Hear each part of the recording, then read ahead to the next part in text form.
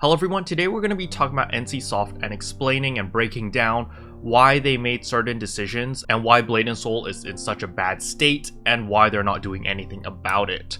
So first of all, a small disclaimer is all of this is speculation. I don't have any proof to back anything up other than the financial report from Q4 of 2019. And the rest is just speculation based off my experience of running my own company. So I do have some notes written over here so I don't lose track on what exactly I wanted to point out.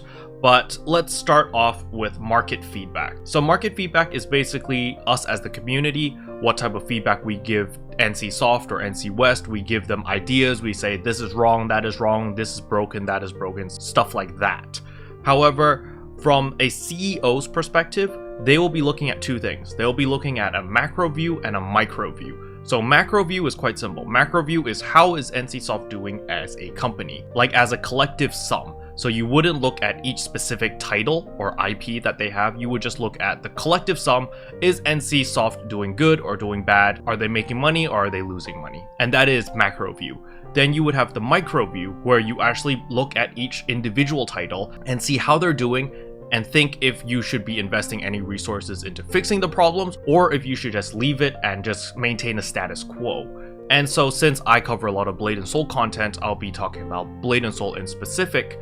And so Blade & Soul is in a very bad spot right now, mainly because performance issues are bad, their business model has become a lot more greedy and a lot more aggressive, and a lot of players are leaving the game or taking hiatuses because the game is just simply not in a good place right now.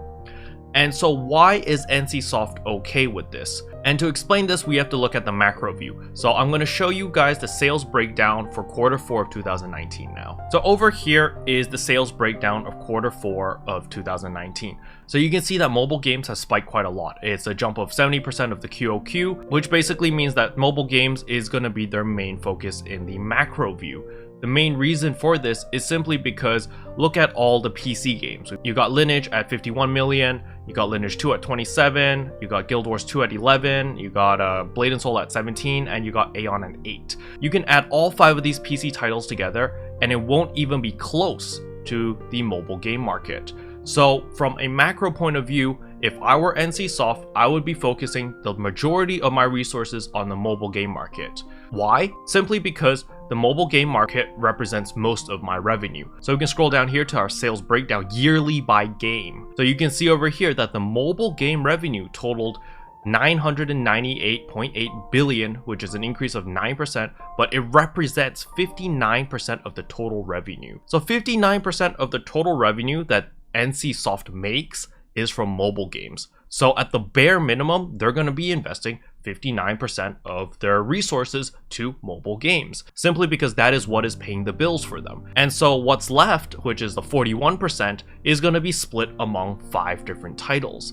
So again, if I were the CEO, I would simply look at each title and see which one is doing better and invest more resources into them. So you can see that Blade & Soul is not actually doing so well. It's kind of in the middle actually, because the worst is Aeon, then you've got Guild Wars 2, then you got Blade & Soul. So Blade & Soul will not be receiving a lot of funds and a lot of support, mainly because it's kind of in the middle of the pack. You know, they're going to receive more support than Aeon and Guild Wars 2 obviously, but they're not going to be getting as much support as, let's say, Lineage or the mobile games, mainly because they're not making that much money. So in order to gain more support and renew Blade & Soul, what NCSoft has decided to do is port all of their big hitting titles, which is literally these 5, because those are the only 5 titles they have, into the mobile game market. So let's take a step back first and let me explain why the mobile game market is such a big deal for NCSoft and why they care about it so much, other than the 59% of their total revenue, of course. So this is because there has been a trend towards mobile games recently. So if you look at all these other smaller startup companies starting out in China or in Southeast Asia, there are a lot of new companies just coming out which do not develop PC games. They jump straight to the mobile market because that market is not dried out yet. There are still a lot of people looking for mobile games to play. The reason is simply because a lot of the older generation, such as myself, we have less and less time to commit to sit down in front of a computer to play an MMO, to play video games and stuff like that. Most of the time we're actually on the move, which is why mobile games fit our playstyle much better because you can play it when you're stuck at the airport waiting for your plane, you can play it when you're on transit to get to work, you can play it when you just get off work and you're on your transit to get back home, and it's a lot more accessible.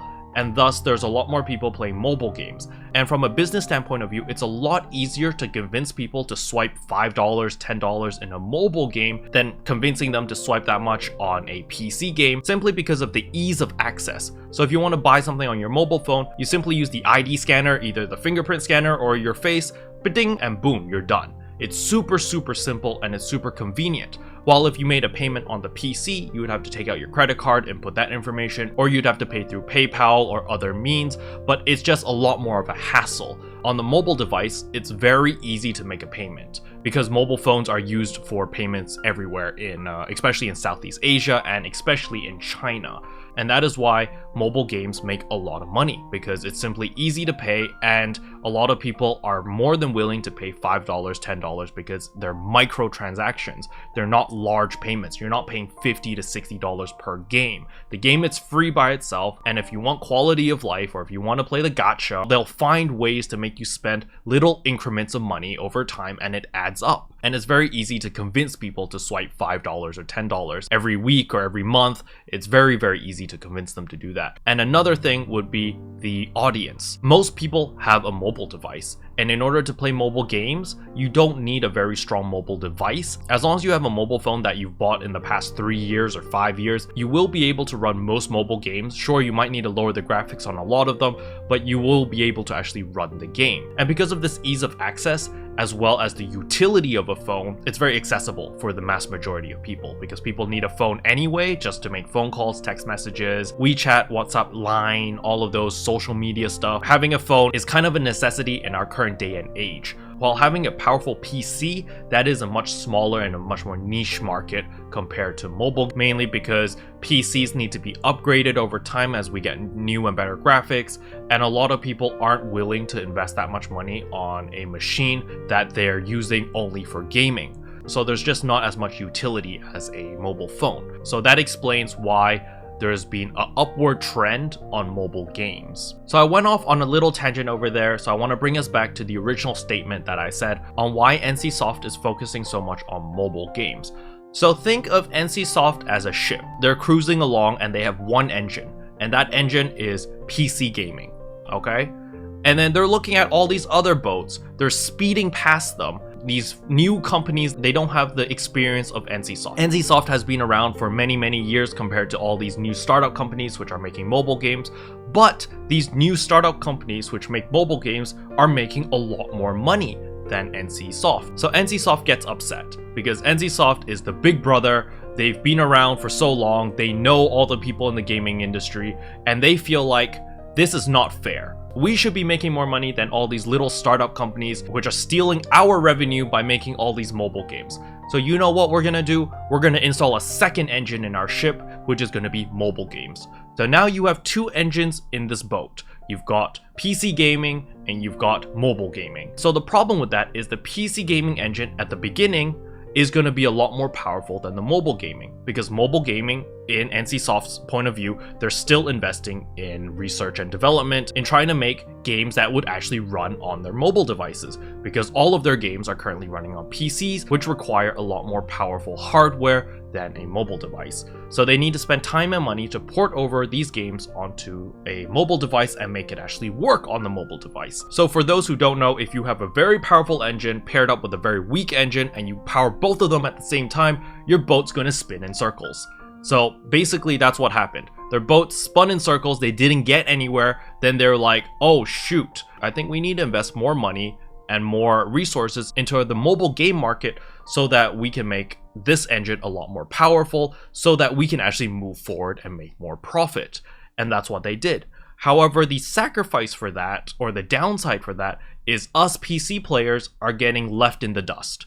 Because they're investing so much of their resources, which they're taking from the PC engine and transferring all those resources to the mobile gaming engine. That way the mobile gaming engine is able to level up faster, and thus they can move forward. You know, that way both engines will have the same amount of power so that they can move forward. However, from a revenue point of view or from a sales point of view, it's a little bit different. It's not as simple as, oh, we're just taking resources here and we're putting into mobile games. And what do I mean by that? Mobile games make a lot more revenue. So let's look at NCSoft before they had mobile games. They had 100% of their resources on PC games, right?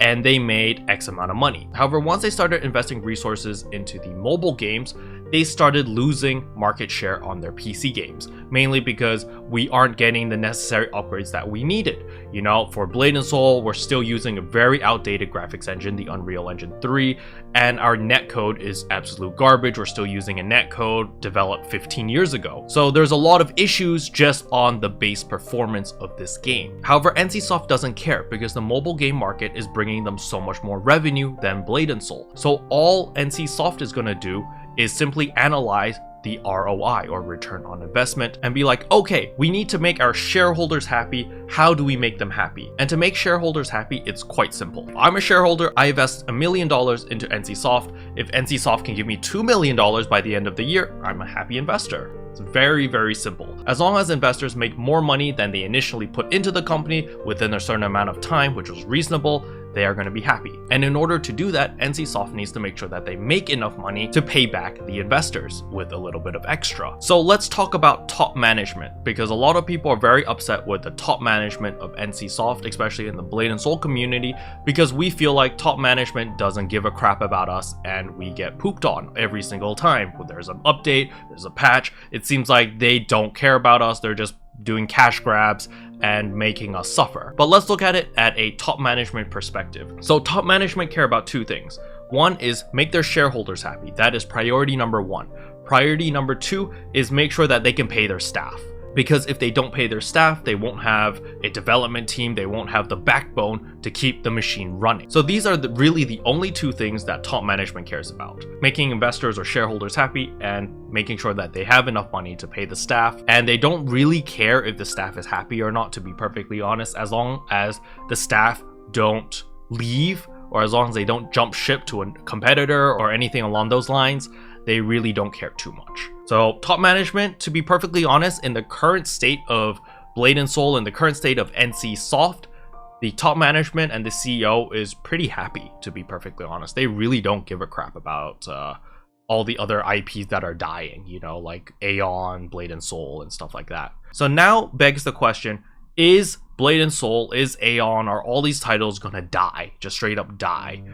And the answer is no. The reason for this is actually pretty simple, and that is because these titles are doing okay in Korea. Like, you know, they're not doing amazing, but they're doing okay. They're breaking even, or they're making a little bit of growth, but they're doing horribly in the international market. So as a gamer, we would think, why don't they close it on the international market if it's doing so bad? So if we looked at Blade & Soul in 2019 of Q4, there was a decrease of like 33% or something, right? So you'd think Blade & Soul NA is screwed. They're going to die. They're going to close it and, you know, they're going to be done with it. However, that's not the case. They're actually going to keep Blade & Soul around, mainly because you can look at Blade & Soul having a domestic market and an international market.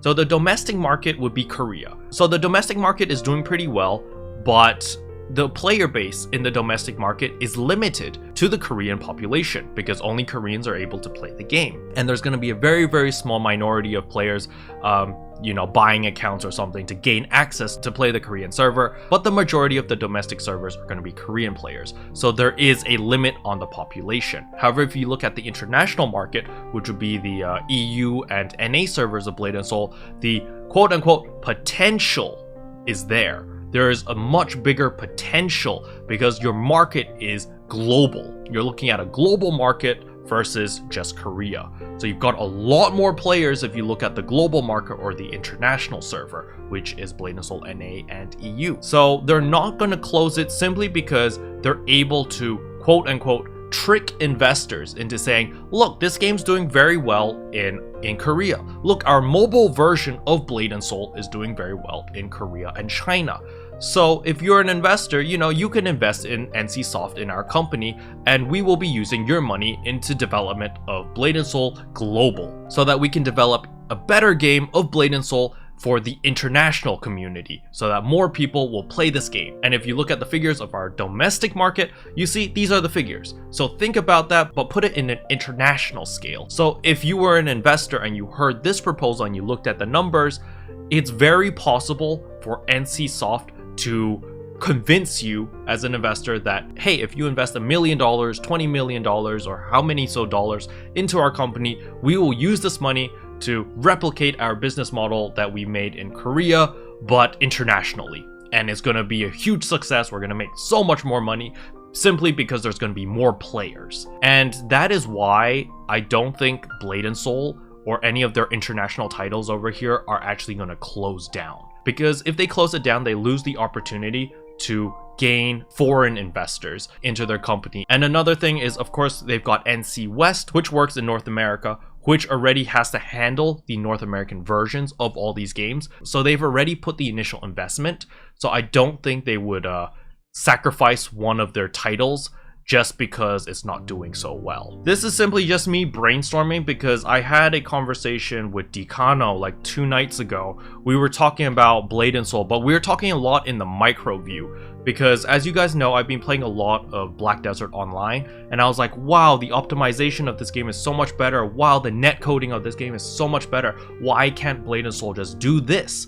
You know, even with Blade & Soul's super cash grabby business models, if the game just performed as well as Black Desert, and if the game just had like Black Desert's net coding, so like you weren't cucked by ping, I feel like the game would be in a much better position. I personally, I would still play the game, even with all of their greedy, cash grabbing, scammy sort of business models. I would still play the game because the game is fun and the game performs at its base level, which is, you know, you get 60 FPS and you don't get cucked by ping. And me and Decano were having this really long discussion about this and just kind of breaking it down and seeing like, why doesn't NCSoft really care about Blade & Soul so much?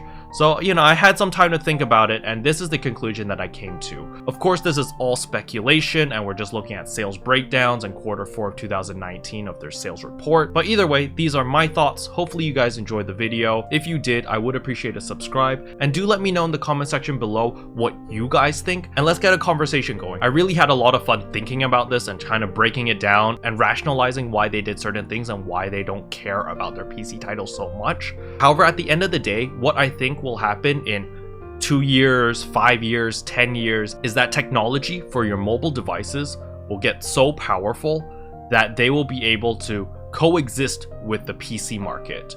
And if that happens, they'll be able to port Blade & Soul Mobile to the PC and just have it working simultaneously with each other. And I feel like that's what they were trying to do with the Frontier server. However, the execution was done very poorly, and I feel like it's still in its alpha state, and it will take years before it will perfect it. But I feel like that is probably the route that NCSoft is trying to push and trying to achieve. But yeah, either way, hopefully you guys enjoyed the video. If you did, I would appreciate a subscribe, and I'll see you guys in tomorrow's video. Bye bye. What can I say except you're welcome for the heals, the boosts, the